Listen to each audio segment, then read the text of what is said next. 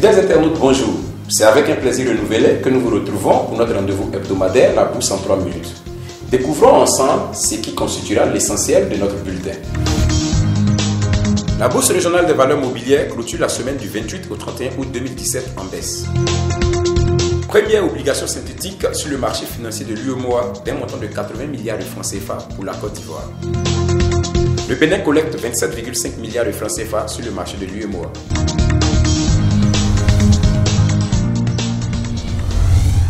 La Bourse régionale des valeurs mobilières a clôturé la semaine du 28 au 31 août 2017 en baisse. L'indice BRVM 10 est passé de 218,74 à 215,50 points, soit un repli de 1,48%. L'indice BRVM Composite pour sa part a cédé 1,43% à 239,98 points contre 243,46 points la semaine précédente.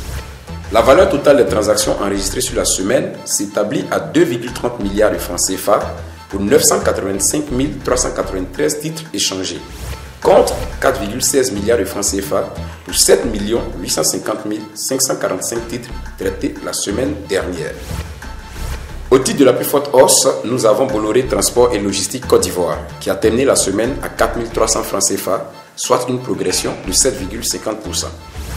La plus forte baisse est à mettre à l'actif de SAPH Côte d'Ivoire avec un repli de 14,56% à 2700 francs CFA.